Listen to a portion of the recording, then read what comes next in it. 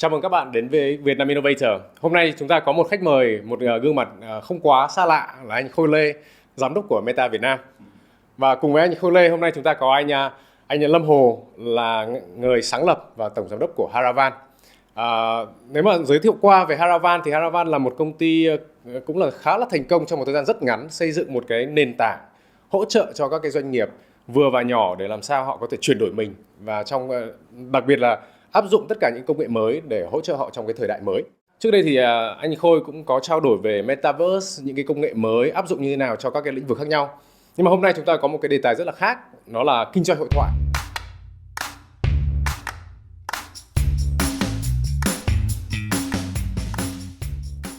Em ngay khởi đầu thì muốn hỏi anh Khôi là tại sao kinh doanh hội thoại nó lại đang bùng nổ, tại sao chúng ta lại nên nói về cái lĩnh vực này? Rất là vui được trở lại cùng với Myro và với Vietnam Innovator. Thì để đi vào cái cuộc trò chuyện thì chắc chắn hôm nay là cực kỳ vui khi mình nó có một cái cơ hội, đó một cái chủ đề mà Khôi thích nhất, đó là về kinh doanh qua hội thoại, hay chúng ta có thể gọi đó là business messaging, và có rất là nhiều cái tên khác ở Việt Nam. Có thể nhiều người hay gọi là social commerce hay là conversational commerce. Nhưng mà cái mà Khôi nghĩ ở đây, cái định nghĩa một cách đúng đắn, có nghĩa là cái cơ hội để phát triển kinh doanh cho một cái doanh nghiệp thông qua cái công việc là đối thoại với người dùng của mình. Đối thoại thông qua những cái cách như là những cái nền tảng đang có sẵn. Như ở Việt Nam thì ở Meta thì đã có, ví dụ như Messenger, và rất là nhiều doanh nghiệp đang sử dụng cái đó để đối thoại với người dùng của mình.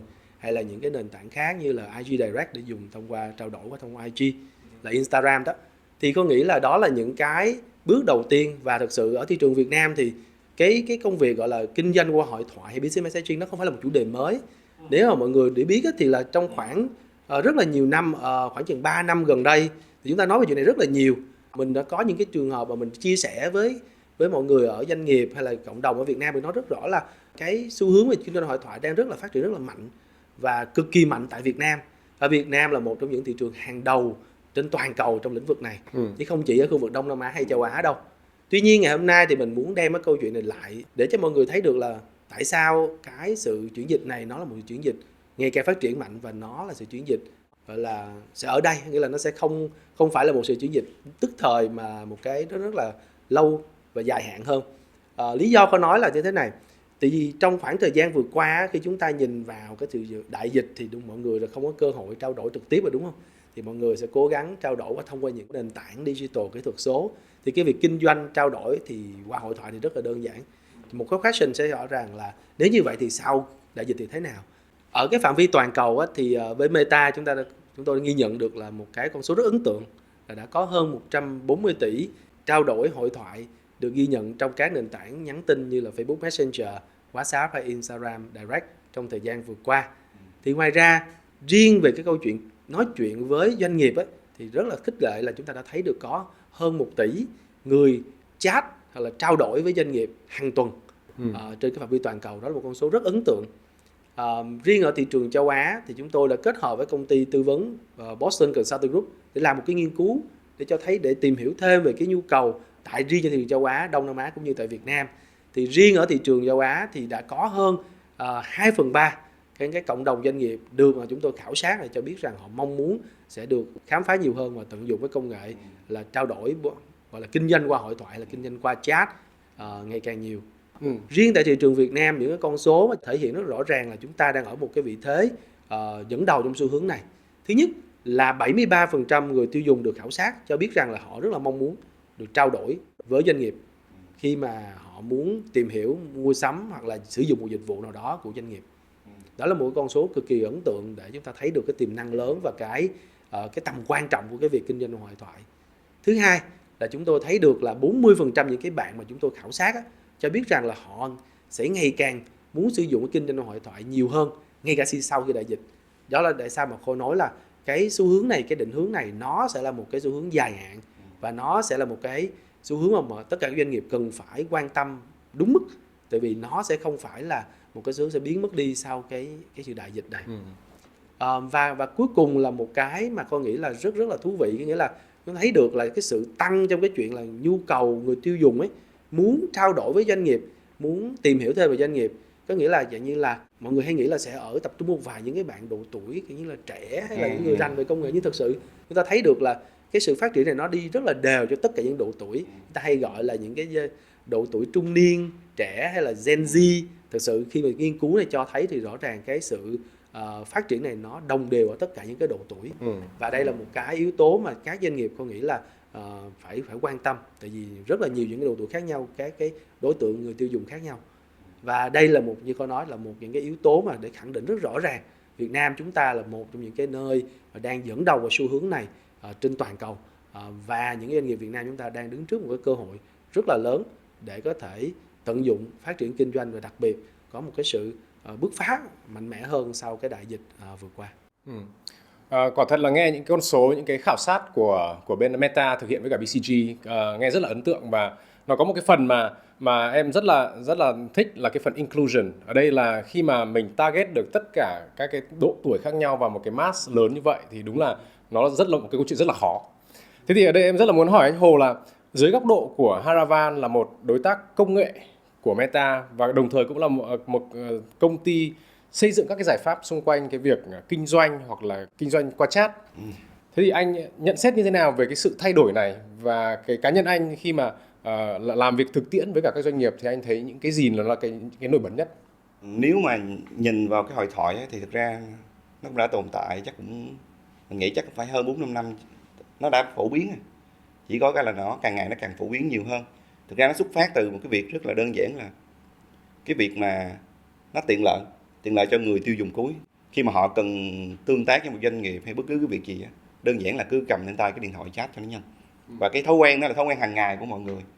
Và cái kỳ vọng của họ là khi họ muốn mua một sản phẩm hay là họ cần một cái nhu cầu gì đó, họ cứ chat. Và đó là cái thói quen nó đã diễn ra quá lâu rồi. Và chẳng qua là trước giờ có một số doanh nghiệp họ chưa có sẵn sàng cái nguồn lực cho việc đó thôi. Một số cái doanh nghiệp mà họ chưa có bắt đầu sẵn sàng cho cái chuyện là làm sao có một cái team để đi vào cái xu hướng này, nhất là trong Covid. Và mình nghĩ là cái rào cản về địa lý, mọi người không có cơ hội để tiếp xúc với nhau, và một cái số lượng rất là lớn người tiêu dùng mà ở nhà họ dành nhiều thời gian trên mạng hơn, đúng không? Họ ngồi xem thông tin, nhất là có một cái xu hướng rất là mạnh mẽ mà thấy đó là livestream. Mọi người ở nhà cứ bắt đầu ngồi xem livestream, dành thời gian của mình có thể, và bắt đầu họ thấy là bắt đầu xem thấy cũng hữu ích đó. Thì bây giờ làm sao mà mua sắm, thì làm sao muốn có nhiều hơn thông tin, thì bắt đầu họ tương tác thông qua livestream, và thông qua đó nó dẫn về cái hội thoại. Và cái việc này nó đã tạo ra một cái mà mình thấy là bắt đầu nó càng khuếch đại cái nhu cầu hơn, và cái lượng nhu cầu của người dùng càng ngày càng nhiều hơn. Thì nó dẫn tới cái việc là mình nghĩ nó không phải chỉ là những cái cá nhân kinh doanh hay là những SME nữa, mà doanh nghiệp bắt đầu họ thấy là họ cần phải thích nghi với việc này. Và bắt đầu họ đi vào, và mình thấy là mọi thứ nó bắt đầu nó thay đổi, và họ nhận ra một cái việc là ở trong hội thoại thực ra nó cũng không phải là khó khăn gì.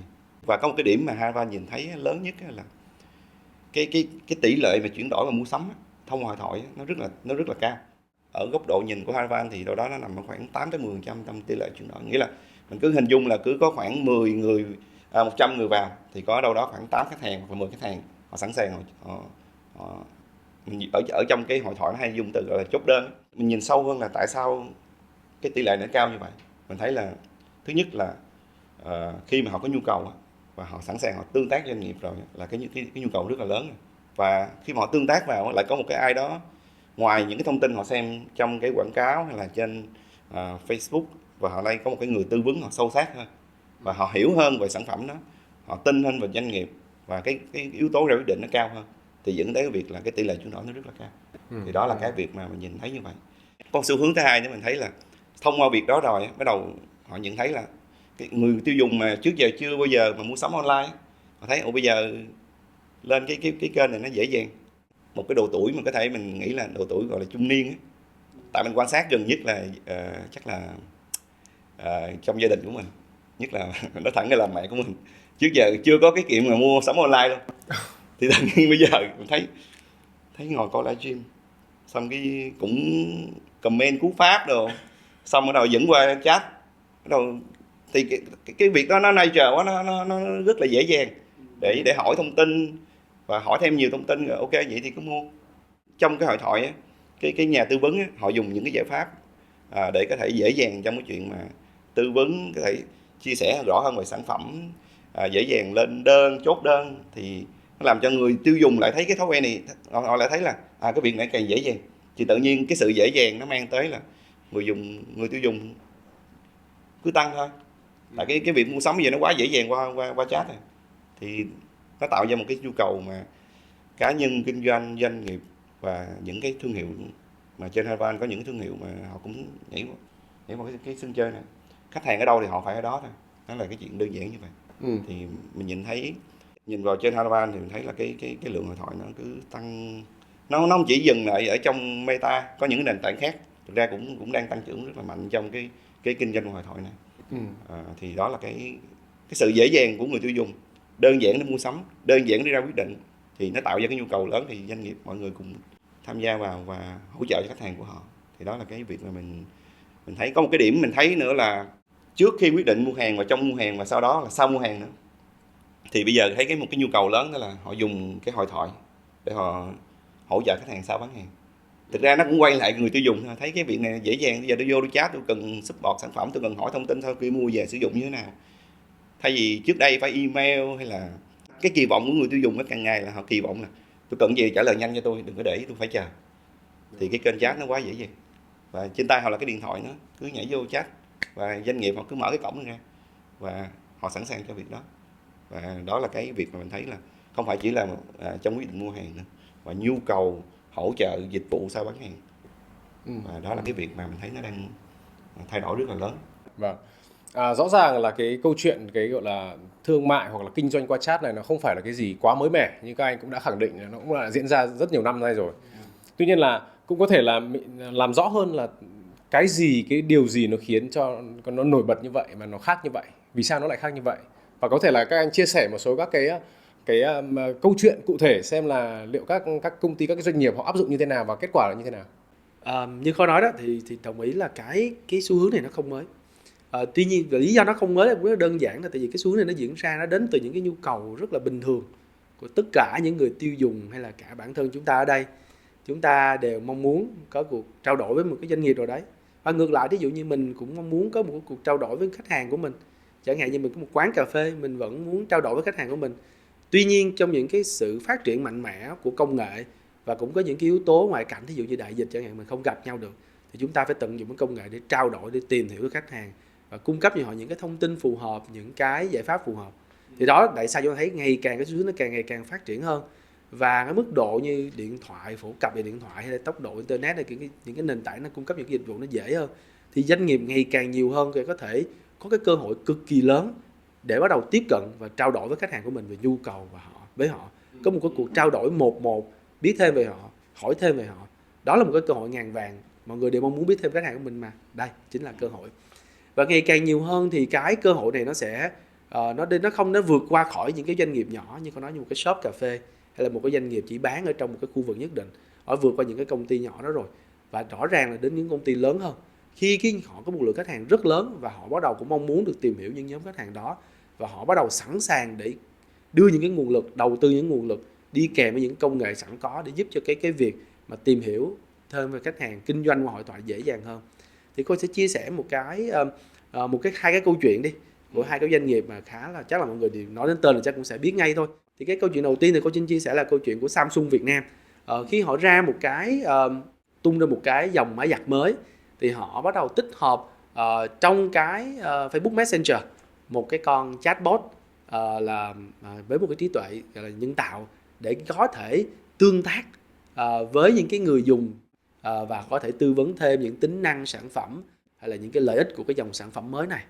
Thì cái công việc đó nó là một cái sự đột phá về khía cạnh là chúng ta không cần nhất thiết là chúng ta vẫn có thể trao đổi với người tiêu dùng của chúng ta bằng cách những cái công nghệ mới và chatbot và những cái trí tuệ nhân tạo như AI đấy. Và cái kết quả cực kỳ ấn tượng là những cái kết quả mà họ đạt được trong những cái yếu tố như là nhận diện về quảng cáo, nhận diện về cái thông điệp, hay là như là cái gọi là mong muốn mua hàng á, đều có sự tăng trưởng tốt. Cụ thể như là về nhận diện về quảng cáo là nó tăng gần như là hơn 10% so với cái mức độ thông thường. cái giải pháp của họ cũng là một cái giải pháp mà con nghĩ là nó sẽ tạo ra rất là nhiều những cái ứng dụng khác nhau cho những cái bạn không chỉ trong ngành về điện máy hay là điện thoại, mà còn những cái ngành khác khi họ tung ra sản phẩm. Đó là sự tư vấn, tự tương tác với khách hàng. Và chính vì như vậy thì với cái trường hợp của Samsung, khi họ đồng hành cùng với đối tác là Jumper AI trong trường hợp này, cái giải pháp này được là bên Khôi sẽ vinh danh là một trong những cái giải pháp gọi là thành công về sáng tạo, về cái việc tương tác với người tiêu dùng, và chúng tôi vừa chia sẻ cái giải thưởng này với họ trong thời gian vừa rồi. Một cái ví dụ thứ hai, một cái ví dụ này thì đây anh Hồ đóng góp một cái vai trò rất lớn trong cái ví dụ này. Đó là cái trường hợp mà chúng tôi làm việc với công ty L'Oréal Việt Nam, thì là một công ty hàng đầu trên thế giới về những cái hóa mỹ phẩm. Thì trong trường hợp thì bên Meta, bên L'Oréal và cùng với chỗ Haravan của anh Hồ đây, chúng ta kết hợp xây dựng một cái kênh kinh doanh chính thức qua hội thoại. Rõ ràng mọi người hãy tưởng tượng một cái doanh nghiệp rất lớn như vậy bắt đầu mở một cái kênh kinh doanh riêng để bắt đầu trao đổi với người tiêu dùng của mình. Họ mong muốn mua hàng gì, sản phẩm gì, như thế nào là phù hợp. Tại vì những sản phẩm về mỹ phẩm nó sẽ cần phải tư vấn nữa. Rồi ngay cả trong cái luồng mua hàng đó, mọi người vẫn có thể kết thúc mua hàng, chọn đơn hàng và có thể làm luôn shipping tới tận nhà. Và cái sự hay của nó là chúng ta có rất là nhiều thứ. Chúng ta có lượng khách hàng hiện hữu tham gia vào để được tư vấn thêm, mua thêm những sản phẩm mới. Chúng ta vẫn có thể đưa những cái giải pháp khác để mà đưa thêm người dùng vào cái luồng chatbot đó. Đó là những cái ứng dụng rất là hay mà đội ngũ mà của L'Oréal và Haravan đã mang đến trong cái chương trình đấy. Và rõ ràng cái kết quả đạt được rất là đáng tự hào là cái cụ thể là với cái chương trình đó thì họ đã đạt được hơn 170% tăng trưởng về doanh số. Thì đó là một cái cho mọi người thấy được là với những cái doanh nghiệp lớn, với việc xây dựng đầu tư phù hợp, thì cái việc mà kinh doanh hội thoại là một cái cơ hội cực kỳ lớn. Không chỉ là để bán được hàng mà còn là một cái sự gọi là tìm hiểu thêm và tăng cái niềm tin, cái sự trung thành của khách hàng mình đối với cái thương hiệu của mình. Như vậy là cũng là câu chuyện đã là có cái sự kết hợp giữa Haravan và Meta trong một cái câu chuyện rất là cụ thể. Thế thì ở giữa góc độ của anh Hồ thì trong cái câu chuyện ví dụ với L'Oréal thì anh nhận xét như thế nào về cái case này, về cái business case này, và cái số 2 là những cái liệu có những cái khó khăn, những cái thú vị gì mà làm anh ấn tượng liên quan đến cái gọi là cái sự kết hợp giữa ba bên như này không? Thực ra cái lúc mà phối hợp chung với Úc làm với L'Oréal, Meta cùng làm cho L'Oréal dự án này, thực ra mình cũng rất là ngạc nhiên. Mình không nghĩ là một cái thương hiệu toàn cầu lớn như vậy họ là tiên phong trong cái chuyện mà áp dụng kinh doanh hội thoại. Thời đó họ gọi là social commerce. Thực ra cái từ nó dịch chuyển dần, nhưng mà cuối cùng nó cũng quay lại câu chuyện là kinh doanh qua chat, kinh doanh qua hội thoại, kinh doanh qua trong một cái nơi mà người dùng họ chỉ chat với doanh nghiệp, và làm sao doanh nghiệp có thể đáp ứng cái nhu cầu mà nó càng ngày mình có thể gọi là một cái tải lớn á. Tại vì thực ra trước khi họ làm việc với Haravan hay là họ bắt đầu từ một cái việc là họ làm với quy mô rất là nhỏ trước. Một doanh nghiệp to mà họ sẽ bắt đầu bằng cái việc nhỏ, họ thử coi là cái nhu cầu này như thế nào và cái mức độ chuyển đổi nó cao không. Họ thấy được cái tỷ lệ chuyển đổi nó rất là tốt. Và cái hay nhất trong cái hội thoại là họ có một cái cơ hội sau khi họ tương tác khách hàng xong, họ có cái sự gắn kết sau đó nữa, chứ không phải chỉ là chat xong rồi khách hàng rời đi cũng không biết làm sao như thế nào. Thì sau đó nó tạo thành một cái sự connection giữa doanh nghiệp và khách hàng nó liên tục. Tại vì trong cái ngành mà L'Oréal kinh doanh đó, họ là kinh doanh về mỹ phẩm, thì mỹ phẩm cái yếu tố về tư vấn đó, và cái yếu tố mà về một cái người dùng mà họ đặt nhiều câu hỏi, họ chưa hẳn họ mua ngay đâu, họ cần tìm hiểu thêm nữa. Mình nghĩ họ rất rành về cái ngành này, họ hiểu cái journey người dùng như thế nào. Và cái hội thoại nó tạo ra được một cái trải nghiệm theo một cái journey nó đủ, có thể là 7 ngày họ mới ra một quyết định mua sắm, nhưng mà nếu mà cái hội thoại nó giúp cho cái connection nó liên tục nó diễn ra. Nhưng mà họ nhận thấy là nếu mà họ đẩy một cái scale lớn, một cái lượng mà mình cứ hình dung là cứ một ngày mà có vài ngàn người vào, hoặc là hàng chục ngàn người, hoặc là những cái campaign mà họ đẩy, họ cần chạy những cái campaign rất là lớn như vậy, thì với cái lượng người đông như vậy thì làm sao họ giải quyết được cái bài toán tải lớn như vậy? Làm sao cái đội mà tư vấn của L'Oréal có thể hỗ trợ được khách hàng tốt hơn? Làm sao họ có thể phân nhóm được khách hàng là những cái nhu cầu như thế nào? Có những khách hàng thì có thể nhạy cảm về da hay gì đó, một số cái chuyên môn mình cũng không có đi sâu lắm, nhưng mà làm sao họ làm được cái tải lớn đó? Làm sao họ phân loại được khách hàng? Làm sao tư duy đến đây là cái kênh, và họ có thể tận dụng cái CM vào để họ hiểu hơn về khách hàng, chia nhóm khách hàng, để còn chia cái công việc đó cho những cái bạn mà đúng cái chuyên môn của mình. Thì đó là cái lúc mà Haravan cùng tham gia vào. Thì mình giải quyết cái khâu đầu tiên trước là để cho cái hội thoại nó được đi đúng cái luồng đó, và nó giải quyết được một cái lượng mà có thể vài ngàn người cùng tương tác cái cuốn vấn đề gì. Và cái tiếp nữa là đâu phải chỉ là hỏi không đâu, mình còn bán hàng nữa mà. Thì hàng hóa nó có sẵn hay không, làm sao họ hiểu được, biết là hàng hóa nó có thẳng như trong kho hay không, để có thể mình gọi là có thể chốt đơn chẳng hạn. Chứ bây giờ mình bán hàng xong mà không có hàng thì cũng rất là kỳ. Làm sao hỗ trợ được khách hàng có thể thanh toán ngay trong cái phiên chat đó, chứ không phải là chat xong rồi bắt đầu chuyển khoản hay gì đó. Nó quá nhiều cái bất cập mà làm cho người dùng người ta không có cảm thấy thoải mái. Thanh toán nó phải diễn ra. Bây giờ mua hàng xong rồi có giao hàng như thế nào, làm sao phí vận chuyển được diễn ra cho một người tiêu dùng họ cũng biết, và cái nhà tư vấn họ cũng nắm được ngay. Tại vì đó là những cái nhu cầu rất rõ của người tiêu dùng. Và tất cả cái trải nghiệm mà mọi người sẽ thấy là diễn ra ở ngay tại cửa hàng hay là diễn ra trên website là cũng tới hỏi hàng hóa, đúng không? Xem thông tin hàng, hỏi sản phẩm này có phù hợp với tôi hay không, hàng có sẵn hay không, khi nào giao, chi phí giao hàng bao nhiêu, thanh toán như thế nào. Thì giờ làm sao tất cả nó diễn ra được ngay trong hội thoại, làm sao diễn ra được hết trong Messenger. Thì đó là nhu cầu của người tiêu dùng. Thì đó là lúc mà mình cùng với lại Meta và L'Oreal đẩy cái dự án này lên với một cái quy mô mà mình thấy là nó rất là thành công. Thực ra họ start trước đại dịch nha, tức là họ start trước cái thời điểm mà dịch mình bùng nổ, và tự nhiên mình nghĩ nó cũng là một cái điểm mà ấn tượng, thấy một cái doanh nghiệp mà họ nhận thấy được một cái nhu cầu và họ sẵn sàng họ tiên phong, và họ tạo được cái trải nghiệm cho người dùng, và mọi cái gì mà người dùng kỳ vọng về một cái trải nghiệm mua sắm đó, nó diễn ra ngay một cái phiên đó, thì nó dứt điểm ngay một phiên đó. Và sau đó họ lại tiếp tục họ chăm sóc tư vấn tiếp những cái việc sử dụng sản phẩm như thế nào, và nó không phải chỉ dừng lại con người nữa. Mình cùng với lại Meta có xây dựng một cái chatbot cho họ nữa, chatbot tư vấn. Chatbot này mình thấy nó đóng một vai trò rất là hay ở cái việc là thứ nhất, những cái mà mình thấy là những cái nhu cầu mà thường xuyên lặp đi lặp lại nhưng bot thì giải quyết hết rồi. Thì cái tải của người dùng, của nhân viên, của những bạn tư vấn viên gần như là giảm tải rất là nhiều, và cái tính chính xác nó cao. Cái điểm thứ hai mình thấy trong cái việc mà con bot nó chạy, nó có một cái value rất là lớn, là gần như nó phân nhóm nhu cầu luôn. Mình cứ tưởng tượng là cái kịch bản mà mình được xây dựng mà một số cái nó đi theo cái luồng như vậy là gần như họ hiểu hơn người dùng và họ phân loại được khách hàng. Và họ cũng nhìn được là với những cái chiến dịch như vậy, họ biết được là thông qua hội thoại nó so với lại cái cách mà họ làm truyền thống nó khác biệt như thế nào.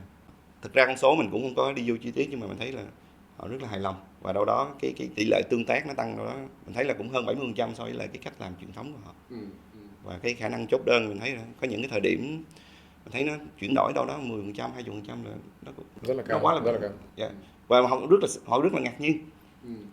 Mình nghĩ đó là cái sự thành công mà trong cái sự hợp tác này mang lại.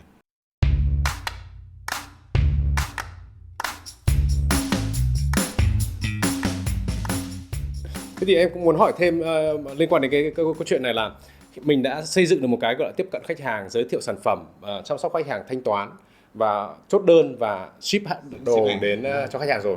Thì sau đấy thì có câu chuyện là gọi là customer retention, hoặc là khách hàng quay lại. Thế thì câu chuyện này nó diễn ra như thế nào trong cái business case này? Thực ra quay lại gần đây nhất đi, mình thấy có một cái mà mình nghĩ là mình thấy gọi là Meta chắc là hiểu rõ hơn về nhu cầu của doanh nghiệp. Mình thấy là có một cái tính năng trong Meta dùng từ là recurring notification. Việt Nam dịch ra chắc là thông báo định kỳ. Thông báo định kỳ nghĩa là thông báo định kỳ như kiểu là điện nước ấy hả? Nó kiểu như vậy nè. Thực ra nó xuất phát từ nhu cầu, thực ra nó cũng quay lại là người tiêu dùng cuối họ có kỳ vọng là họ thấy là tôi tương tác với một cái doanh nghiệp như vậy, tôi kỳ vọng là ông có những cái sản phẩm mới thì thông báo cho tôi biết, đúng không? Hoặc là ông có những chương trình nào mà ưu đãi cho thành viên thì em cũng phải thông báo cho tôi biết chứ không lẽ mà cứ tôi phải vô tôi hỏi ông hoài. Thì cái đó là cái việc mà nó xuất phát từ những cái nhu cầu kiểu như vậy giữa người tiêu dùng và doanh nghiệp, thì cái recurring notification xuất hiện để giải quyết nhu cầu này. Thì đó nó quay lại câu chuyện là làm sao cái retention, cái tính kết dính chủ động của người mua có thể tạo ra được, và họ đặt cái nhu cầu đó cho doanh nghiệp, và Meta mình thấy là họ đưa này vào. Thì cái đó là một cái rất là mới, và nó không phải chỉ diễn ra cho online. Ở Haravan có áp dụng cả cho một số doanh nghiệp truyền thống offline, dùng từ truyền thống thì cũng đúng, mà họ rất là mạnh ở offline. Doanh nghiệp đó mình gọi là một cái tên chắc là mọi người cũng biết, là Mark Fashion, một cái nhãn hàng thời trang. Thì họ áp dụng cái năng lực đó ngay tại cửa hàng. Thì mình thấy thông qua đó là cái việc mà khách hàng mà cũ mà tương tác lại, sau đó tăng trưởng đâu đó khoảng 80%. Thực ra cái chuyện đó nó cũng symbol như vậy, là mọi người thấy là mình tới cửa hàng mình mua sắm, đúng không? Và với cái cách truyền thống á, thì mình tới mình xem hàng xong mình đi về, thì làm sao cái cửa hàng đó offline á, có thể connect được với khách hàng mà họ đến cái cửa hàng của mình. Và mình thấy là mọi người sẽ thấy là trong đại dịch á, có một thói quen mà một cái cách mà educate mọi người rất là biết cách sử dụng, đó là scan QR code, đúng không? Bây giờ gần như ai cũng biết cách scan QR code, nhưng mà trước đại dịch thì cái đi educate cho nó cũng mệt lắm. Tự nhiên nó ai cũng biết xài, ai cũng phải đi scan để gọi là khai báo y tế rồi các thể loại. Thì mình mới ngồi nghĩ là mình có thể đưa cái thói quen nó vào, và cái đó là cái công cụ rất là phổ biến. Thì những cái kịch bản mà mình gọi là cái sự mà những cái use case mà nó gắn kết đó, nó có nhiều cách. Ví dụ như là họ có nhiều khách hàng thì họ quan tâm tới thành viên, họ scan để họ có những cái thông báo liên quan đến thành viên thì thông báo với tôi. Hoặc là có những khách hàng thì họ quan tâm tới những cái chương trình flash sale của doanh nghiệp thì thường thông báo với tôi. Thì cái việc mà cái recurring notification đó nó giúp cho cái doanh nghiệp không phải chỉ là chuyển đổi từ khách hàng online chuyển qua thành cái kênh kết nối mình, mà nó ngay tại cái offline họ cũng làm được việc đó. Và mình rất là ngạc nhiên là cái tính mà khách hàng cũ mà họ tương tác lại, thực ra nó lên tới 80%. Ở đây mình sẽ thấy là nó là cái nhu cầu của người tiêu dùng cuối, chứ không phải là doanh nghiệp họ push người tiêu dùng cuối làm việc này. Thì họ có cần thì tất nhiên cái chuyện mà họ quay lại nó là chuyện đơn giản, nó quá thành công. Nhưng mà nó phải đến từ cái chuyện mà Meta, mình thấy là họ lắng nghe, chắc là họ có số liệu một cái lượng đủ lớn ở toàn cầu, mà họ thấy được nhu cầu xuất hiện, thì cái recurring notification đó, thông báo định kỳ nó xuất hiện, nó giải quyết được cái bài toán rất là giá trị trong cái kinh doanh của họ thôi. Đúng là những cái con số về gọi là cái chuyển đổi, những con số về recurring hoặc là retention là rất là khó đạt ở một cái thế giới offline. Nhưng mà đúng là online áp dụng công nghệ mới mình có thể đạt được một con số rất là ấn tượng. Ở đây thì các anh cũng đã chia sẻ một cái việc là ngoài Meta có rất là nhiều nền tảng hỗ trợ các cái công cụ kinh doanh hội thoại này khác nhau có trên thị trường rồi. Thế thì cái điểm mạnh của Meta là những cái gì, những cái value của Meta là những cái gì, anh Khôi có thể chia sẻ thêm được không? Ở khía cạnh Meta thì chúng tôi đang có một cái sự may mắn là đang sở hữu một cái nền tảng người tiêu dùng rất là lớn, toàn cầu, châu Á cũng như tại Việt Nam. Rõ ràng là với cái sự phổ biến của Facebook Messenger là một cái nền tảng nhắn tin hàng đầu tại Việt Nam, cũng như ngoài ra chúng ta có những cái giải pháp nhắn tin khác, như là có thể là nó chưa phổ biến bằng Messenger, như chẳng hạn như Instagram Direct, khi mọi người nhắn tin thông qua Instagram, hay là một số giải pháp liên quan đến WhatsApp. Thì đó là chúng ta đang có một cái nền tảng khá là nhiều những chọn lựa khác nhau cho người tiêu dùng trong việc nhắn tin với doanh nghiệp. Thứ hai thì rõ ràng với cái sự kết nối giữa Facebook và Facebook Messenger hay là Instagram với Instagram Direct á, là một cái sự kết nối rất là đặc biệt mà giúp cho không phải chỉ cho người dùng đâu, mà còn giúp cho doanh nghiệp rất là nhiều. Ở khía cạnh như là doanh nghiệp khi mà họ đã có một cái lượng người dùng hay là họ có một cái fanpage trên Facebook rồi, thì họ rất là dễ dàng để có thể dùng cái fanpage đó để xây dựng cái nội dung, những chương trình quảng cáo và đưa thêm những cái khách hàng tiềm năng hay những cái luồng traffic đến cái Messenger thông qua những cái giải pháp ví dụ như là click to Messenger, tương tự với Instagram thì gọi là click to Instagram Direct, thì để cho người ta có thể có một cái lượng người dùng tiềm năng hay những người quan tâm để bước vào cái luồng chat đó. Đối với bên Khôi thì Khôi nghĩ là mỗi một cơ hội mà một người chat với doanh nghiệp mình là một cơ hội bằng vàng, rất là khó để người ta bắt đầu. Thì cái câu chuyện của bên Meta là câu chuyện là chúng tôi tôn trọng cái quyền gọi là cá nhân hoặc là riêng tư, và cũng là cái sự tự chủ của người dùng. Nghĩa là bạn phải muốn chat với doanh nghiệp, bạn cho quyền đấy và bạn bắt đầu câu chuyện đấy, thì đó là một cái sự thiện chí, một cái cơ hội rất lớn để doanh nghiệp có thể trả lời và có thể từ đó tư vấn, chuyển đổi họ thành những người tiềm năng, thành khách hàng của mình. Thì đó là cái yếu tố rất là quan trọng mà Meta đang có và dần và sẽ làm nhiều hơn để giúp cho cộng đồng doanh nghiệp có thể tận dụng được cái nền tảng hội thoại mà mình đang có. Bên cạnh đó thì Meta cũng đang bắt đầu giới thiệu nhiều hơn những cái giải pháp để giúp cho cái trải nghiệm này càng ngày tốt hơn cho cả người dùng lẫn cho doanh nghiệp. Như câu chuyện chỗ anh Hồ vừa chia sẻ về cái recurring notification, thì đó là một cái câu chuyện mà chúng tôi thấy rất rõ là cái nhu cầu nó rất hợp lý cho người dùng và cũng rất là quan trọng với doanh nghiệp. Người dùng có thể tự chủ trong câu chuyện là chọn lựa muốn được nhắc cái câu chuyện gì. Có những người quan tâm đến flash sale, hay là câu chuyện hay cả thí dụ như chẳng hạn là cô rất là quan tâm, ví dụ như là sắp tới mình sẽ ra cái episode gì của Việt Nam Innovator, thì đó là một cái câu chuyện mình quan tâm, thì mình cái chuyện chấp nhận và nhận thông tin rất là quan trọng, và đó là cơ hội để mình ngày càng gắn bó hơn với cái thương hiệu của đấy. Đó là cái thứ nhất khi mình giới thiệu cái giải pháp này.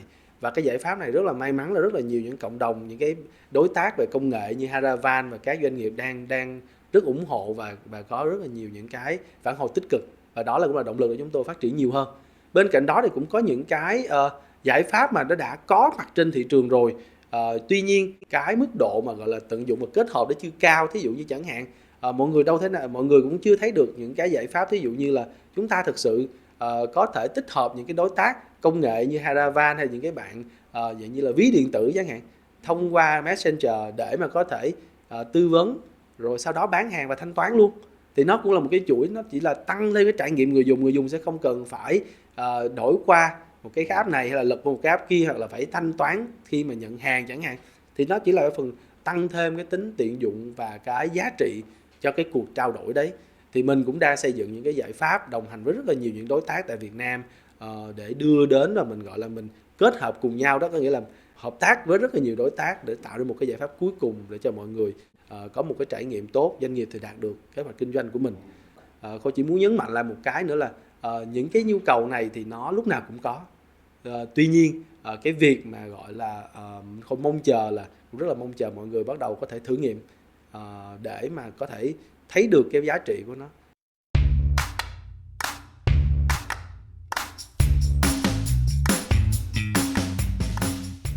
Dưới góc nhìn của anh Hồ thì cũng như câu hỏi ở lúc nãy là chúng ta có rất là nhiều nền tảng khác nhau.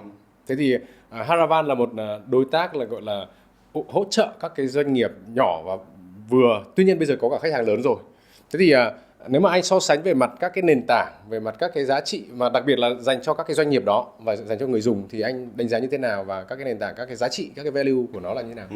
Chắc mình bắt đầu từ một cái ví dụ, có một khách hàng mình gọi là một bạn trẻ, giống như là khởi nghiệp kinh doanh vậy đó. Thì bạn bắt đầu từ kinh doanh trên Facebook. Mình gọi là cái thương hiệu tên là giày bơm.com. Bán giày cho Gen Z, bán giày cho các bạn trẻ hơn các bạn đó nữa. Mình gọi là, mình thấy là bạn nó khá là thành công. Bắt đầu từ cái chuyện mà kinh doanh qua Facebook, kinh doanh trên mạng xã hội. Sau bây giờ bạn cũng mở được vài cái cửa hàng. Và bạn gần như là tất cả các giải pháp từ kinh doanh hội thoại, website hay là tại cửa hàng, bạn gần như là full cái trải nghiệm của người dùng, hay là cái kênh bán hàng dài toàn bộ trên Haravan. Thì thực ra nó quay lại câu chuyện là tại sao bạn chọn Facebook khởi nghiệp, và tại sao Haravan hợp tác với Meta trong việc này. Mình nghĩ một cái giá trị lớn mà trong cái việc mà tại sao cái sự khác biệt nó lớn như vậy. Ok, thì mọi người thấy là ở Việt Nam mình chắc là đâu đó khoảng 60 triệu người dùng Internet. Và mình nghĩ chắc là trên tay mọi người đó ai cũng có một cái ứng dụng Messenger, Facebook gì đó và dùng hàng ngày. Thì đó là thị trường rất là lớn. Thị trường lớn thì những cái doanh nghiệp họ cũng phải tham gia vào thị trường đó, họ bán hàng, họ kinh doanh. Thì đó là một cái giá trị lớn mà mình thấy là cái giá trị mà đối tác người ta mang lại. Cái việc thứ hai á, là khi mà Haravan làm việc với lại các doanh nghiệp á, mình thấy được là có một cái tỷ lệ chuyển đổi rất lớn thông qua hội thoại ngay trong Messenger. Đâu đó 8%, 10%, có một số ngành nó lên tới 15-20%. Nghĩa là gì? Người dùng ở đây là người dùng họ active và người dùng họ sẵn sàng mua sắm. Thì đó là cái giá trị thứ hai của một cái thị trường mà mình tham gia vào. Thị trường đó là khách hàng của khách hàng Haravan. Mình nghĩ là mình tham gia một cái gì đó mình phải giúp cho họ làm tốt hơn trên thị trường đó. Nghĩa đó là cái việc thứ hai. Mình thấy có cái điểm thứ ba nữa. Cái này mình không có khẳng định 100% chắc chắn, nhưng mình thấy rằng mình thấy cái kinh doanh hội thoại có vẻ như cũng là một cái chiến lược của Meta. Tại mình tham gia một đối tác thì mình phải xem cái việc mà cái tổ chức mình đầu tư vô đó có phải là cái điều quan trọng với lại đối tác của mình hay không. Mình thấy đó cũng là cái chiến lược của họ, chiến lược của Meta ở đây. Thì như vậy thì khi mà họ xem là chiến lược thì cái sự chủ động của họ support cho mình rất nhiều. Thực ra là thông qua những cái hoạt động mình thấy thôi. Mình thấy vừa rồi ví dụ như là có cái sự kiện là conversation toàn cầu. Trước đây là F8, bây giờ là conversation. Mình nghĩ tức là khi mà những cái dịch chuyển như vậy mình thấy là đây là chiến lược, là một đối tác mà mình cũng đầu tư vào nó rất là nhiều, và đối tác họ cũng xem là chiến lược, thì mình không còn phải lo ngại về cái chuyện là mình có đầu tư sai chỗ hay không. Và cái sự chủ động support từ các cái bạn mà hỗ trợ cho Haravan từ Meta, mình gần như là cái sự chủ động rất là liên tục. Và những cái công nghệ cải tiến liên tục để có thể thích nghi được cái nhu cầu mà diễn ra trong hội thoại. Thì mình thấy có 3 cái điểm quan trọng thôi. Thứ nhất là một cái lượng user, một cái lượng thị trường rất lớn active trên đó. Việc thứ hai là cái tỷ lệ chuyển đổi mua sắm rất là cao ngay trong cái môi trường đó. Và cái việc thứ ba, và nó cũng là chiến lược của đối tác. Thì mình nghĩ 3 cái điểm đó là điểm quan trọng, và mình có thể xem nó là khác biệt, và tại sao mình phải đầu tư rất là nhiều cái nỗ lực từ phía Haravan vào trong cái kinh doanh của hội thoại này. Vâng. Thế vậy là chúng ta đã nghe được cái bức tranh như thế nào, cái miếng bánh ra sao, cái cơ hội như thế nào. Thế thì nếu mà bây giờ câu hỏi cho cả hai anh là nếu mà bọn anh đưa ra 3 điểm mà các cái đối tác của mình cần phải trang bị cho mình và cần chuẩn bị thế nào để bắt tay vào, và cũng có thể là nhảy lên con tàu gọi là business communication này hoặc là business messaging này, thì theo các anh là 3 điểm nào là 3 điểm quan trọng nhất? Thì riêng với Khôi thì con nghĩ là sẽ có một số cái yếu tố như sau, chắc là 3 điểm như là Myro vừa chia sẻ. Thì con nghĩ đầu tiên á, thì chắc chắn là hãy tìm hiểu trước là chắc là nhìn vào doanh nghiệp của mình, đúng không? Thì thực sự cái mức độ quan trọng business messaging cho từng doanh nghiệp trong từng nhóm ngành hàng sẽ khác nhau. Sẽ có những cái doanh nghiệp đã rất sẵn sàng với chuyện này, chỉ là chúng ta tận dụng công nghệ thôi. Thí dụ những bạn đã có rất là nhiều những cái mối quan hệ trực tiếp với cái này, đặc biệt thí dụ một số nhóm hàng, thí dụ như là bán lẻ chẳng hạn, mọi người đã có những cái giao dịch, những cái cuộc trao đổi hàng ngày với những người khách hàng của mình thông qua những nền tảng khác nhau, tại cửa hàng, qua chat hay là qua SMS, rất là nhiều trường hợp như vậy. Thì chúng ta sẽ phải nghĩ là liệu như vậy thì business messaging, cái chiến lược nó sẽ là như thế nào, chúng ta sẽ làm như thế nào cho nó xuyên suốt, làm sao chúng ta có thể gọi là tối đa hóa bất kỳ một cái cơ hội nói chuyện với khách hàng của mình. Như trường hợp hồi nãy của anh Hồ vừa chia sẻ về công ty thời trang mà anh Hồ vừa nói, bạn ấy đang cố gắng để tận dụng mỗi một cái cơ hội người khách hàng mình bước vào cửa hàng mua hàng hay không, vẫn có một cơ hội để quay lại để cho họ biết là chúng ta có những cái flash sale, những chương trình này thông qua cái recurring notification. Đó là một cái mà tôi nghĩ là bước đầu tiên những doanh nghiệp đã có sẵn như cái đó thì nên có một cái sự chiến lược hóa trong công việc, làm sao để tối đa hóa tất cả những cái điểm chạm đấy thông qua cái việc hội thoại. Cái nhóm thứ hai là điểm thứ hai, nghĩa là những cái doanh nghiệp bắt đầu muốn tìm hiểu thêm, nhưng mà trước đây do những yếu tố về cái mức độ khách hàng, nghĩa là họ có cả 20 triệu người khách hàng chẳng hạn, thì sẽ rất khó để bắt đầu tham gia ngay tức khắc để bắt đầu có cái câu chuyện một. Không phải dễ một doanh nghiệp lớn như vậy có thể làm được ngay đó trong thời gian ngắn. Thì cô nghĩ là chúng ta có thể suy nghĩ là chọn một số những cái mảng sản phẩm nhất định để bắt đầu vào đấy. Có thể là chọn những nhóm sản phẩm mà chúng ta biết là chắc chắn người tiêu dùng sẽ phải hỏi rất nhiều, cần rất nhiều sự tư vấn. Thì chúng ta phải bắt đầu với những đấy, và từ đó chúng ta nhân rộng ra cho toàn bộ cái business của mình. Và cái điểm thứ ba thì cô nghĩ là rất là quan trọng là hãy mượn lực của cái hệ thống xung quanh của chúng ta. Ở thị trường Việt Nam là một thị trường rất là thú vị, khi chúng ta có được cái sự phát triển mạnh mẽ của cộng đồng người dùng yêu thích việc kinh doanh hội thoại, và chúng ta có một cái nền tảng rất mạnh về những cái đối tác công nghệ như Haravan là một trong những đối tác đấy. Các anh ở đây đã xây rất những cái giải pháp rất là đơn giản mà chúng ta có thể tận dụng, có thể mình hay gọi là gắn vào và chạy luôn ấy. Ví dụ như trong trường hợp nãy trường hợp của cây Haravan, những cái người chuyên gia từ Haravan, công nghệ có sẵn là có thể gắn vào. Và ngoài ra như Kho nói với trên, chúng ta có thể gắn những cái phần khác, ví dụ như thanh toán nè, phần logistics nè, hay là những cái phần phân tích segment khách hàng, chúng ta đều có làm những chuyện đó được. Và chúng ta không phải là phải tự làm, không phải tất cả mọi thứ đều phải tự làm, chúng ta có thể có rất là nhiều đối tác để cùng đồng hành. Và rõ ràng Meta cũng là một trong những cái đối tác mà sẵn sàng để đồng hành tất cả với mọi người, để giúp mọi người có thể bước vào cái con đường này một cách gọi là dễ dàng hơn, và quan trọng hơn là một cái sự bền vững. Nó giống như là một cái customer lifetime vậy đó, thì chúng ta sẽ phải đi nhìn họ theo một cái hướng cánh như vậy, chứ phải là một con đường dài, và chúng ta phải ngày càng hiểu nhiều hơn về khách hàng. Và tôi nghĩ đó là ngày càng quan trọng, đặc biệt trong cái môi trường trong thời gian sắp tới, mọi thứ đang thay đổi, riêng có một thứ không thay đổi là chúng ta đều muốn biết rõ khách hàng của mình là ai. Thì đó là cái mà tôi nghĩ là 3 cái yếu tố mà tôi nghĩ là mong muốn các bạn doanh nghiệp lớn hay nhỏ, làm hay chưa làm, đều có thể tận dụng được. Vâng, rất cảm ơn anh. Thế thì góc độ của anh Hồ thì như thế nào? Anh có đồng thuận hay là anh có những cái ý tưởng gì khác được không? Tôi nghĩ là hoàn toàn đồng thuận. Chỉ cái ở góc nhìn thì ở cái cạnh Hồ quan sát thôi. Nói chung là cũng hơi chút xíu technical rồi, với lại tham gia nhiều với lại những cái doanh nghiệp cá nhân kinh doanh thì mình thấy được. Tôi nghĩ là có 3 điểm, cũng quay lại 3 điểm thôi. Điểm thứ nhất là nó xuất phát từ cái việc mà dễ dàng cho người tiêu dùng cuối, họ dễ dàng mua sắm. Điểm đầu tiên, doanh nghiệp làm sao để đi vào cái sự dễ dàng này, mở cho mình một cái kênh hỗ trợ bán hàng qua chat cái này. Và để mở cái kênh ra thì cũng phải có cái team, đúng không? Setup cho mình một người, 2 người cũng được, cứ bắt đầu trước cái này để mình thấy được cái giá trị của nó xuất hiện. Và cái team mình nó có cái sự sẵn sàng, cái tâm thế tổ chức mình bắt đầu đi vào cái guồng này. Phải bắt đầu đã, đừng có suy nghĩ. Tại vì người tiêu dùng họ đã bắt đầu rồi, họ đã chạy rồi, mình còn chưa bắt đầu nữa thì đợi hoài làm gì. Nhảy vào. Ok. Đi vào cái channel này, cái kênh bán hàng này, bước 1. Bước thứ hai á, nếu mà cái kênh, cái cách mà chat hồi xưa, ví dụ mình thấy là mình lên mấy cái web mình thấy chat xong chat một số cái tool mà chat ngay trong cái gọi là trong trình duyệt á, chat xong cũng không biết sao. Nhưng mà cái hội thoại thông qua mấy cái nền tảng mạng xã hội bây giờ mình gọi là Messenger, một số nền tảng khác á, thì chat xong nó không phải là mất đi, chat xong cái connection nó vẫn còn, đúng không?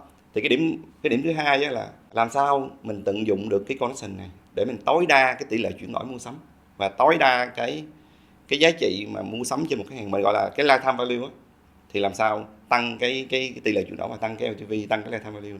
Mình nghĩ chắc là dùng ngay Haravan đi, khỏi suy nghĩ. Cái cơ hội mà mình có thể gắn kết được khách hàng, mình phân loại được khách hàng, phân nhóm được khách hàng, mình lên được một số cái kịch bản để mình có thể chăm sóc họ, hỗ trợ họ tốt hơn, làm sao tăng một cái số yếu tố để tăng cái retention của họ. Mình lấy một cái ví dụ đơn giản thôi. Sau khi mua xong một sản phẩm, đúng không? Thì với cái cách cơ bản là khách hàng về mua hàng xong rồi, nhận hàng xong rồi sao nữa. Nhưng mà nếu mà với cái nền tảng như vậy thì mua hàng xong, tự nhiên ở phía Haravan có cho một doanh nghiệp cái kịch bản là ngay khi mà khách hàng nhận được hàng xong thì có một cái recurring báo cho khách hàng biết cái nhận được hàng, rating cái dịch vụ coi có hài lòng không. Thì tức là mình thấy đây là cái việc mà mình gia tăng cái trải nghiệm, và chắc là sẵn tiện giới thiệu thêm một sản phẩm nào đó có liên quan.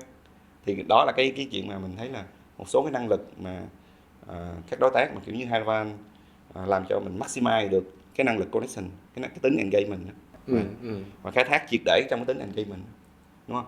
Rồi một số khách hàng là đầu phiểu thì đầu cái giai đoạn mua hàng thì nhiều khi họ chưa ra quyết định mua hàng, nhưng mà cái tính kết nối này có thể giúp cho doanh nghiệp có thể follow hỗ trợ, ví dụ như là khoảng 2 ngày hay là sau trong ngày gì đó có thể hỏi khách hàng là tại sao có những gì cần hỗ trợ thêm không, thì tự nhiên nó remind khách hàng lại. Tại vì có những cái thời điểm khách hàng họ bận rộn, cái gì họ chưa ra quyết định mua ngay, họ đang hỏi nhiều khi công việc gì đó cái họ rời đi. Và với cái năng lực như vậy thì mình có thể kết nối họ lại để kéo họ lại, thì cái tỷ lệ chuyển đổi nó lại tăng cao lên. Điểm thứ nhất là dễ dàng, điểm thứ hai làm sao tăng tỷ lệ chuyển đổi và tăng cái LTV. Thì cứ chọn ngay những cái đối tác kiểu như Haravan cho nhanh, chứ bây giờ mình build cái đó chắc cũng khá lâu á.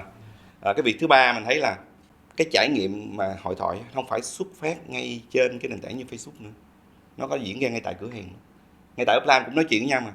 Thì làm sao mình đưa cái hội thoại ra từ cái chuyện mà nói chuyện face to face và sau đó chuyển thành một cái hội thoại mà có thể chuyển qua digital trên online được, trên Messenger được, ngay trên web cũng vậy. Và làm sao để tăng cái engagement, mà thay vì khách hàng vào mình có cơ hội nào để mình chuyển khách hàng mà vừa web và có một số cái tìm hiểu, mình active họ thông qua cái connection qua cái kênh chat này ngay để có thể gắn kết nữa. Nghĩa là cái việc thứ ba mình nói là tăng cái cơ hội mà mình có thể gắn kết khách hàng nhiều nhất có thể, đừng có dừng lại cái chuyện chỉ là ngay trên cái nền tảng như là Facebook. Tại vì họ không phải xuất phát chỉ là Facebook không, họ có thể vào trực tiếp cái web mà họ tìm hiểu cái doanh nghiệp đó, họ có thể đến ngay cửa hàng mà. Thì làm sao gia tăng trong cái thuật ngữ mình dùng từ là giống như là gia tăng subscriber, gia tăng cái người mà sẵn sàng mà doanh nghiệp có thể kết nối được. Như vậy thì cứ 3 điểm thôi. Thứ nhất, lập cho mình cái team nhảy vào cái chơi này, tham gia vào cái channel này, tại vì người dùng là tiện lợi với họ thì mình phải nhảy vào. Việc thứ hai, khai thác những cái đối tác như Haravan để maximize cái LTV, gọi là tối đa cái tỷ lệ bán hàng. Cái thứ ba là gia tăng cái connection nhiều nhất có thể thông qua các điểm chạm khách hàng từ trên Facebook, ngay trên web và ngay tại cửa hàng. Thì đó là 3 cái giá trị mà mình thấy là áp dụng vào để khai thác triệt để cái kinh doanh của hội thoại. Vâng, Cảm ơn hai anh. Thật ra là nghe câu chuyện này thì chắc là sau ngày hôm nay thì chúng ta sẽ có rất là nhiều các cái doanh nghiệp mới nổi lên và sẽ có một số các cái đối tác mới sẽ tham gia thị trường. Tuy nhiên là mặc dù thời gian chúng ta cũng không còn nhiều, nhưng mà tận dụng cái thời gian của hai anh ở đây, cũng là hai anh lãnh đạo của hai cái đối tác công ty như vậy, thì bây giờ là cái câu chuyện là chúng ta đã có một số lượng người tham gia thị trường này rồi. Thế thì cái tương lai nó sẽ diễn ra như thế nào để chúng ta có thể có thêm cái tự tin là có thể 2-3 năm tới hoặc 5 năm tới nó sẽ diễn ra như thế nào, thì theo các anh đánh giá hay theo các anh nhận xét thì cái mảng business messaging này nó sẽ như thế nào trong 3 đến 5 năm tới? Chắc là Khôi cũng sẽ quay lại một cái điểm mà cũng đã vừa chia sẻ ở trên đó. Mọi việc thì công nghệ hay là mô hình kinh doanh, mọi thứ sẽ phải thay đổi, có thể trong 3 trong 5 năm hoặc là xa hơn. Tuy nhiên cái sự kết nối giữa con người và con người hay con người với doanh nghiệp á, thì nó sẽ không thay đổi. Chúng ta đều cần phải biết người nói chuyện chúng ta là ai, chúng ta cần biết khách hàng chúng ta là ai để bán được cái món hàng đó, hoặc là để giữ cái kết nối đó. Thì cái công việc đó và cái business messaging nó đi đúng vào cái nhu cầu đấy, và cái nhu cầu đó là bất biết. Thì có nghĩ nó là một cái sẽ vẫn tiếp tục phát triển mạnh mẽ trong 3 và 5 năm tới và xa hơn nữa. Có thể công nghệ giải pháp sẽ thay đổi trong những thời gian sắp tới, tuy nhiên cái định hướng nó sẽ không thay đổi. Tôi rất là thích cái điểm mà anh Hồ vừa chia sẻ, có nghĩa là người tiêu dùng đến với mình với rất là nhiều những cái kênh khác nhau, digital hay là không digital, trong digital lại còn rất nhiều thứ khác. Tuy nhiên nếu chúng ta mà có cái khả năng nhìn xuyên suốt những cái đấy, cố gắng đưa họ về một nơi để chúng ta biết rất rõ họ là ai. Tại vì ví dụ như là mình đến cửa hàng, có thể vẫn là mình là người đến website, vẫn có thể là mình đến vào Facebook Messenger. Nhưng mà đôi khi chúng ta nếu mà không khéo thì đó là 3 người. Đúng rồi. Thì đó là một cái mà tôi nghĩ là cái sự tham gia sớm, test and learn, tức là thử nghiệm và rút ra những bài học, và từ từ cứ dần dần xây dựng, học hỏi và xây dựng một cái gì đó rất là phù hợp cho cái doanh nghiệp của mình. Tại vì mỗi một doanh nghiệp sẽ rất khác nhau, khách hàng tiềm năng mình cũng khác nhau, cái cách bán hàng mình cũng khác nhau. Do đó chúng ta đang bước vào câu chuyện gọi là nói chuyện một mà. Thì khi như vậy nó sẽ là cần cái sự rất là riêng, nó là một cái gì đó rất là gọi là riêng độc cho bản thân mình và rất là đặc thù cho bản thân mình nữa. Do đó thì cô nghĩ là 3-5 năm nữa thì nó vẫn sẽ đi về hướng đấy. Công nghệ sẽ giúp mình làm nó tốt hơn, dễ dàng hơn và hiệu quả hơn. Nhưng những cái thứ mà về suy nghĩ, về những cái chiến lược, những cái định hướng như vậy bắt buộc mình sẽ phải làm, và cô nghĩ là làm luôn, làm ngay. Và có thể là mình sẽ phải sai một vài lần. Tuy nhiên nếu mà mình không làm thì mình cũng sẽ không bao giờ có nó. Vâng, cảm ơn anh Khôi. Còn anh Hồ? Hồi đặt câu hỏi là mình chỉ nhìn thấy đơn giản nè, có phải là mình dùng chat càng ngày càng nhiều hơn không? Mỗi ngày mình chat nhiều hơn không? Mình thử đặt câu hỏi thôi. Có vẻ như là mình gọi nhiều khi ít hơn chat. Điện thoại hồi bây giờ gần như ít khi nào mà nó call mà gọi reng. Mà cái việc chat ở đây mình nói là mình có thể chat bằng nhiều nền tảng, chat cá nhân, chat rất là nhiều nền tảng, thậm chí là cứ tách với nhau thoải mái. Thực ra kinh doanh hội thoại nó xuất phát từ cái nhu cầu này.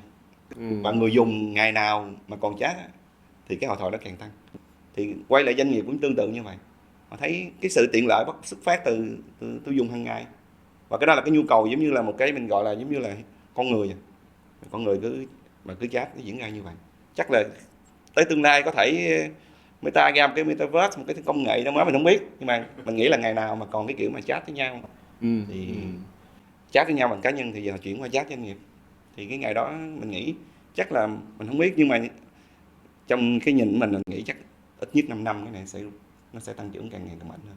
Có thể 5 năm sau những cái kiểu như metaverse thì có thể thay đổi cái cuộc chiến khác mới thì mình không biết, nhưng mà mình nghĩ trong cái góc nhìn 5 năm, ngày nào ông nào còn chat nhiều là mình nghĩ là cái nhu cầu nó càng lớn và doanh nghiệp chắc không thể nào mà thoát khỏi cái sân chơi này. Nghĩa là bắt buộc phải vào luôn chứ không còn gọi là có nên vào hay không. Rồi, rất cảm ơn hai anh. Đúng là một cái câu chuyện và các cái chia sẻ rất là thú vị, và đặc biệt là nó mang rất là nhiều cái động lực cho mọi người để tìm hiểu cái lĩnh vực này. Và đặc biệt là một lĩnh vực nó đã có đấy rất lâu năm, nhưng mà có thể mọi người không suy nghĩ quá sâu, quá nhiều về cái lĩnh vực này. Rồi, rất là cảm ơn hai anh đã dành thời gian đến với Vietnam Innovator. Cảm ơn mọi người. Với hệ sinh thái chăm sóc sức khỏe toàn diện, GeoHealth tích hợp công nghệ tối ưu hóa trải nghiệm thăm khám từ trực tuyến đến trực tiếp, giúp khách hàng dễ dàng tiếp cận dịch vụ chất lượng với chi phí hợp lý. Phòng khám thông minh GeoHealth sở hữu đầy đủ năng lực của một phòng khám đa khoa với đội ngũ bác sĩ giỏi và trang thiết bị hiện đại, mang đến trải nghiệm chăm sóc sức khỏe ưu việt. GeoHealth đang tiến gần với mục tiêu mở rộng hệ thống phòng khám toàn quốc với số vốn đầu tư lên đến 20 triệu đô từ vòng gọi vốn Series B.